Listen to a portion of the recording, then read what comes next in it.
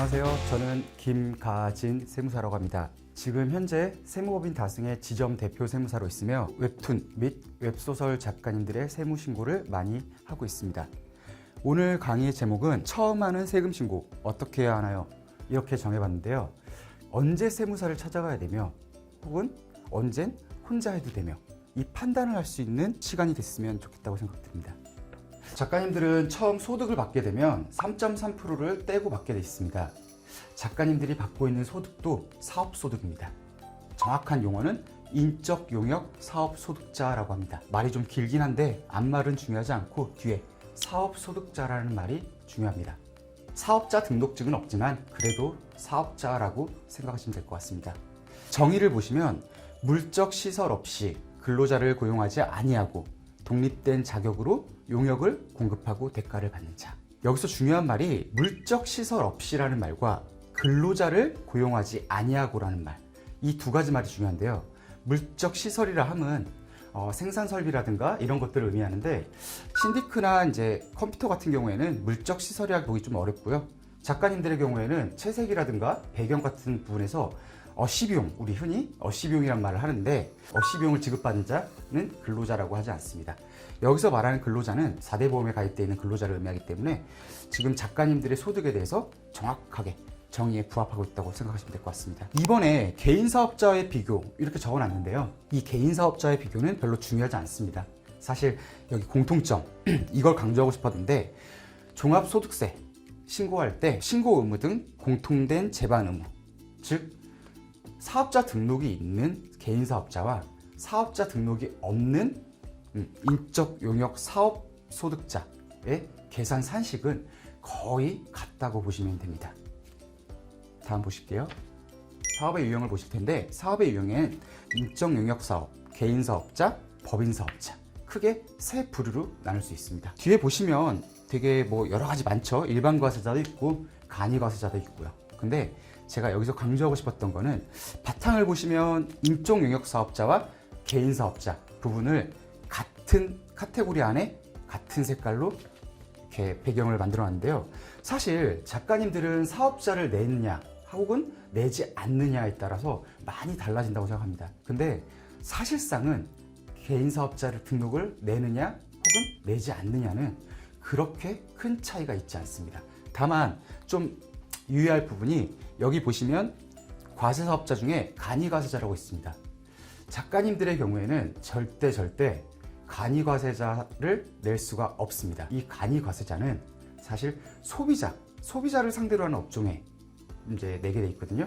근데 작가님들의 경우에는 거래 상대방이 에이전시나 혹은 출판사, 보통은 이제 에이전시, 출판사 같은 말이긴 하는데 에이전시나 아니면 플랫폼 직계약을 통해서 계약을 하기 때문에 소비자를 상대로 하는 업종이 아닙니다. 따라서 간이과세자는 낼 수 없습니다. 다음 보실게요. 세금 신고 방법에는 두 가지 신고 방법이 있습니다. 장부를 통한 세금 신고 방법과 그리고 경비율을 통한 세금 신고 방법 이렇게 나뉘는데요. 작가님들의 경우에 가끔 홈택스를 통해서 혼자 5월 달에 세금 신고를 하시죠. 그 세금 신고 방법이 경비율 세금 신고 방법입니다. 그리고 세무사한테 맡겨서 하는 방법이 있죠. 그거는 장부를 통한 세금 신고 방법이라고 할 수 있습니다. 국민은 누구나 두 가지 신고 방법 중에서 한 가지를 선택해서 신고하시면 됩니다. 우선 제가 원칙이라고 하겠습니다. 회계기준과 세법에 따른 장부를 작성하여 신고하는 것이 원칙입니다. 즉 장부 신고가 원칙이라는 말이죠. 그리고 예외 신고 방법이 당연히 경비율 신고 방법이 됩니다. 사실 원칙과 예외라고 표현 드렸는데 사람들은 통상 원칙은 좋은 거고 예외는 안 좋은 거야 라고 생각을 많이 합니다. 근데 제가 원칙과 예외를 말씀드린 건 좋은 거, 어떤 게 좋은 거냐, 어떤 게 나쁜 거냐 이걸 설명드리기 위한 게 아니라 순서를 설명드리기 위해서 원칙이라는 표현과 예외라는 표현을 썼습니다. 즉 원칙, 장부 신고가 먼저 만들어졌다고 생각을 하세요. 그리고 경비율 신고가 그 다음에 만들어졌다. 이렇게 생각을 하시고 바라보면 될 것 같습니다. 우리나라는 신고납세 제도로서 1월부터 12월까지 번 돈에 대해서 다음 연도 5월 달에 국민이 알아서 신고도 해야 되고 그리고 납부도 해야 됩니다. 5월 달에 세금 신고를 안 하는 국민이 있을까요? 없을까요? 생각보다 많습니다. 그랬을 때 5월 달에 국민이 세금 신고를 하지 않았을 때 경비율 신고 방법, 이걸 적용합니다. 국가 일을 하는 사람들은 공무원이겠죠. 공무원들이 경비율 신고 방법을 적용해서 가산세까지 부과를 해서 등본상 주소지로 보냅니다. 첫 번째 이유는 무신고한 사람들, 국민이 신고를 안 했을 때 경비율 신고 방법을 적용시키려고 만들었습니다. 두 번째는 뭐냐? 장부 신고라는 게 사실 회계도 알아야 되고 세법도 알아야 돼요. 그러다 보니까 국민들이 세무사한테 의뢰를 합니다. 국가가 곰곰이 생각을 해보니까, 아니, 국민들이 세금 신고하려고 세무사한테 돈을 주잖아요. 수수료를 주겠죠?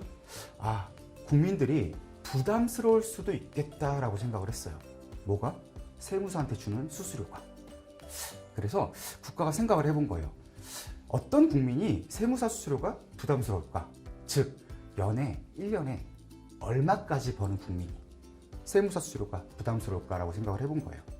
그렇게 생각을 해봤더니 직업군마다 좀 다릅니다. 제가 이번 강의에서 말씀드리는 금액들은 다 총 수입이라고 표현을 할 겁니다. 그 총 수입은 여러분들은 3.3%를 떼고 받으시죠? 근데 제가 말씀드리는 금액은 3.3%를 떼기 전 금액입니다. 웹툰 작가님들은 연수입 1월부터 12월까지 받는 수입에서 2,400만 원 미만이면 세무사 수수료도 부담스러울 거야 라고 국가는 생각합니다. 그러면 연수입 2,400 미만이면 장부신고, 세무사한테 굳이 돈 주고 장부신고 맡기지 마. 그냥 경비율 신고 하세요 라는 거예요. 좋은 경비율을 적용해 줄게. 그 좋은 경비율의 이름이 단순 경비율이라고 합니다. 경비율 신고 방법에는 단순 경비율, 즉 제가 좋은 경비율이라고 표현했는데 단순 경비율과 기준 경비율, 옆에 나쁜 경비율이라고 표현했죠. 단순 경비율, 어감이 단순하단 말은 좋은 거죠. 그리고 기준 경비율, 말 자체, 어감이 딱딱하잖아요. 경비율을 두 개로 나눕니다. 좀 전에 말씀드릴 때 장부 신고와 경비율 신고는 둘 중에 하나 선택이라고 말씀을 드렸는데요. 이 단순 경비율 혹은 기준 경비율은 선택이 아닙니다. 작가님들의 연 수입 금액에 따라 달라지게 됩니다. 업종 코드라는 표현을 썼어요. 제가 예술인 내 세 가지 정도의 업종 코드에 따라 달라진다. 뭐가 달라지느냐? 경비율이 달라진다는 의미인데요. 보통 웹툰 작가님들의 경우에는 940, 200 코드를 씁니다. 그 외에 940, 100은 웹소설 작가님들. 이건 작가님들이 결정하는 게 아니라 통상은 플랫폼이나 에이전시에서 결정하게 됩니다. 좀 전에 말씀드렸듯이 연 수입 금액이 2,400만 원 미만인 경우에는 단순 경비율, 좋은 경비율을 적용시키고요.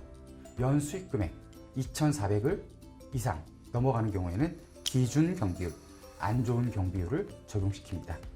단순 경비율은 보통 여기 총 수입의 61%에서 73%를 경비로 인정해 준다라고 표현이 되어 있는데 웹툰 작가님들의 경우에는 정확히 말하면 72%가 됩니다. 72%가 되고요.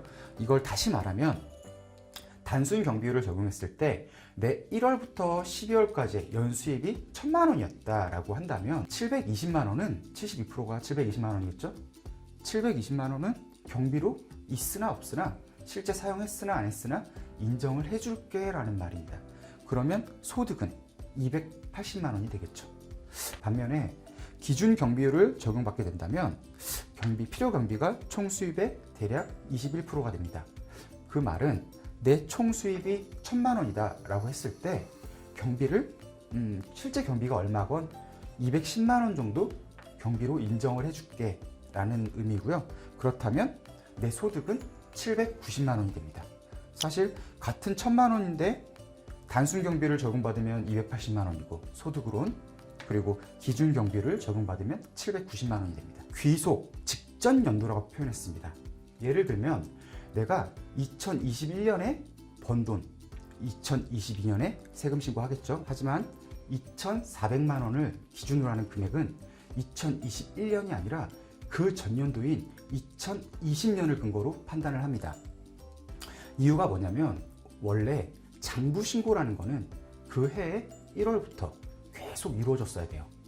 근데 생각을 해보면 2021년 1월에 내가 올해 수입이 2,400만 원이 넘을지 안 넘을지 국민들이 알 수 있을까요? 모르겠죠. 즉 무슨 말이냐면 국민의 예측 가능성을 침해할 수 있다는 얘기예요. 단순 경비율의 판단 근거는 그 해가 아닌 그 전년도의 수입을 근거로 판단을 합니다. 즉 21년에 내가 번 돈 22년 5월에 신고할 때 20년 수입이 2,400 미만이었으면 저는 좋은 경비율을 적용받을 수 있는 거예요. 그 다음에 요건이 하나 늘어났습니다. 제가 하나의 사례를 들어드릴게요. 이건 실제 사례인데 2015년에 A 작가님은 총 수입이 1,700만 원이었고 B 작가님의 경우엔 2,700만 원이었어요. 그리고 나서 16년도에 A 작가님의 수입이 10억 정도 됐거든요. B 작가님도 한 10억 정도 똑같이 수입을 올렸어요. 근데 비교해보면 A 작가님은 좋은 경비율일까요? 안 좋은 경비율일까요? 전년도인 15년 수입이 2,400 미만, 즉 1,700만 원이었죠. 그래서 A 작가님은 16년도에 번 10억이 좋은 경비율, 즉 단순 경비율 대상자였고 B 작가님의 경우에는 기준 경비율 2,400이 넘었죠. 15년도인 전년도에 2,700이었기 때문에 안 좋은 기준 경비율 대상자였어요. 무슨 말씀을 드리고 싶냐면 16년도에 A 작가님과 B 작가님이 거의 비슷하게 10억씩 벌었는데 A 작가님은 세금을 얼마 냈을까요? 단순 경비율 추가 납부세액으로 1억 몇천 정도 됐다고 기억을 하고요. B 작가님의 경우에는 대략 한 추가 납부세액이 4억 가까이 나왔습니다. A 작가님도 10억을 벌었고 B 작가님도 10억을 벌었는데 그 전년도 수입 때문에 전년도 수입이 2,400이 넘냐 안 넘냐에 따라서 A 작가님은 1억 몇천 추가 납부세액, B 작가님은 한 4억 가까이 세금이 틀려진 거예요. 형평성의 논란이 있었어요. 그래서 19년도에 이 좋은 단순 경비율을 판단할 때 요건 하나가 추가됐습니다. 전년도인 20년에 번 돈뿐만 아니라 21년에 번 돈이 세전 7,500만 원 미만일 때, 둘 다 충족했을 때, 그럴 때 좋은 경비율을 적용하겠다라는 겁니다. 사실 오늘 강의에서 이게 진짜 핵심이에요. 네. 따라서 다시 한번 말씀드리지만 전년도 내가 소득을 번 전년도 수입 금액이 2,400만 원 미만이어야 되고 당해년도 즉 내가 소득 귀속 시기에 번 수입 금액이 7,500만 원 미만일 때 좋은 경비율 대상자가 됩니다. 단순 경비율 사례를 하나 들어볼게요. 19년도에 사회에 첫 발걸음을 뗐어요. 그러면 18년도에는 수입이 없었다는 얘기죠. 그렇다 보면 19년도 수입 금액이 2,200만 원이었다. 그러면 이분은 단순 경비율이겠죠. 18년도에는 수입이 없고 19년도 수입은 7,500만 원 미만이었기 때문에. 그리고 그 다음 연도입니다. 20년도 수입 금액은 2,700만 원이었어요. 2,400이 넘죠. 하지만 판단 근거, 좋은 경비율이냐 안 좋은 경비율이냐 판단 근거는 그 전년도의 수입 금액을 보면 돼요. 전년도 수입 금액이 2,200만 원, 즉 2,400만 원 미만이었죠. 그리고 20년도 당해년도 수입 금액이 7,500만 원 미만, 2,700만 원이었죠. 그래서 20년도 수입 금액에 대해서도 21년도에 신고할 때 좋은 단순 경비율을 적용받습니다. 그리고 그 다음 연도를 한번 보시죠. 21년도 수입 금액은 2,100만 원이었어요. 그런데 그 전년도 수입 금액이 2,400이 넘었죠. 2,700만 원이었단 말이에요. 그래서 이 경우에는 불과 21년 수입 금액이 2,100만 원이라 할지라도 전년도 수입 금액이 2,400을 넘었기 때문에 기준 경비율, 즉 21년에 번 돈 22년에 신고할 때는 기준 경비율을 적용받게 됩니다. 다음으로는 작가님들이 많이 하는 오해에 대해서 좀 설명을 드리려고 합니다. 보통은 작가님들이 내 수입이 2배가 되면 세금도 2배가 된다 이렇게 생각을 하세요. 하지만 좀 잘못된 오해라는 걸 말씀드리고요. 하나의 사례를 좀 드려보겠습니다. A 작가님 있고 B 작가님이 있어요. A 작가님은 천년도에 10억을 벌었어요. 그리고 2차년도부터 10차년도까지 9년 동안은 수입이 0이었습니다. A 작가님이 10년 동안 벌어들인 수입은 10억이었어요. 그리고 B 작가님을 볼게요. B 작가님은 1차년도부터 10차년도까지 10년 동안 매년 1억씩 벌었어요. 두 분 다 10년 동안 번 수입은 10억이에요. 그러면 10년 동안 낸 세금은 똑같을까요? 아니요. A 작가님이 세금을 훨씬 많이 내세요. 그 이유는 우리나라 세율 구조가 초과 누진 세율 구조 때문이란 겁니다. 수입이 2배면 세금도 2배가 아니라 3배, 4배 많이 뛴다는 얘기예요. 그래서 내 수입이 급증하면 사실 세금 걱정부터 하셔야 되고요. 두 번째, 건보료 걱정도 일부 하셔야 됩니다. 작가님들이 처음 작품 활동을 하면서 플랫폼 혹은 에이전시에서 돈을 지급받게 되는데요. 3.3%를 떼고 받으시죠. 이 이유가 예납적 원천 징수 때문입니다.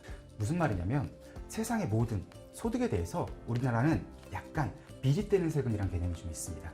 즉, 미리 떼는 세금을 원천 징수라고 표현을 합니다. 즉, 올해 번 돈에 대해서 내가 내년에 세금 신고할 때 세금 계산을 해보니까 500만 원이 나왔어요.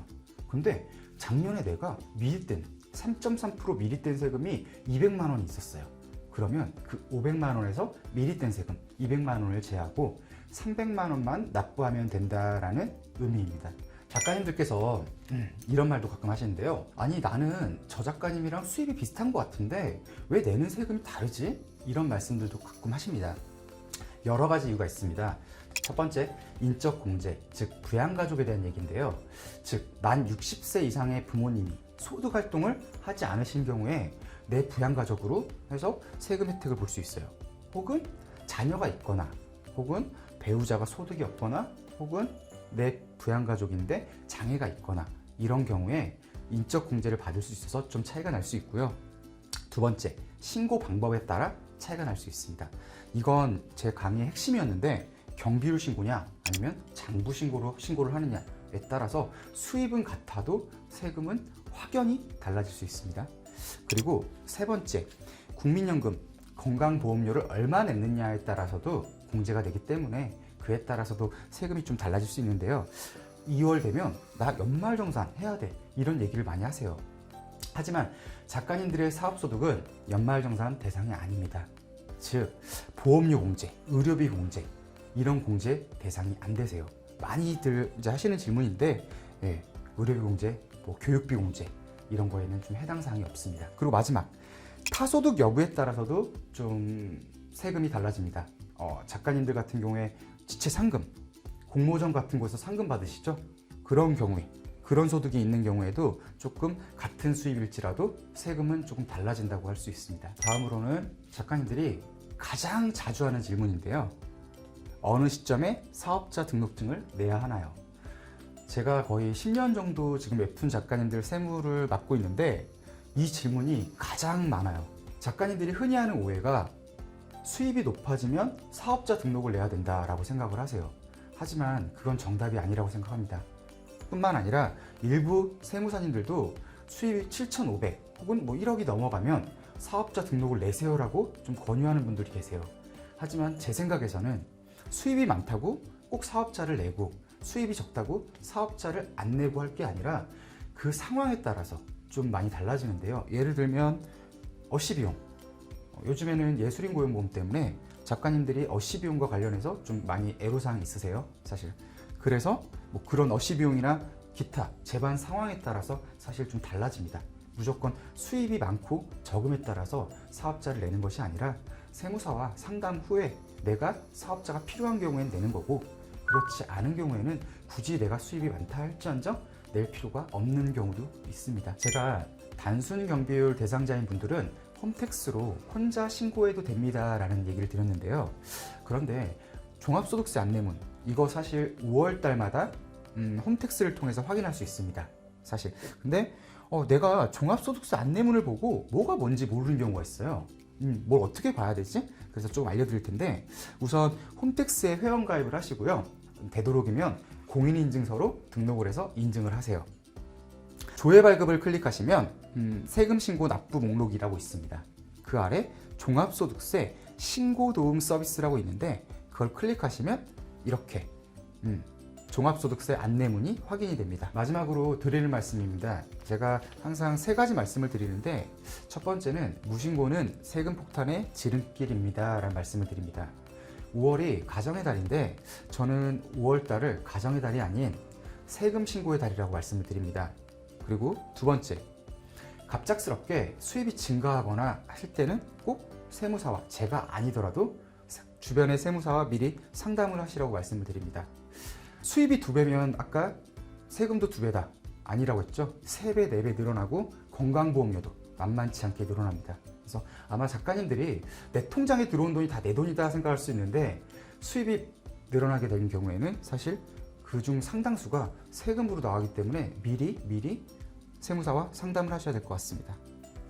세 번째, 세금 문제에 있어서 세법은 명확하다고 설명을 합니다. 하지만 세금 실무에 있어서 정답은 없습니다 라는 말씀을 드립니다.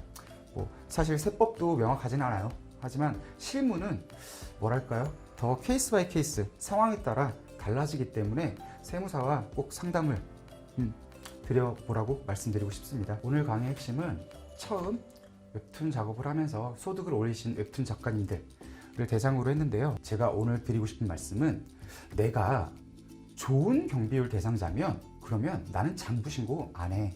그냥 경비율 신고할래 라고 해도 되고요. 기준 경비율, 안 좋은 경비율 대상자면 그래?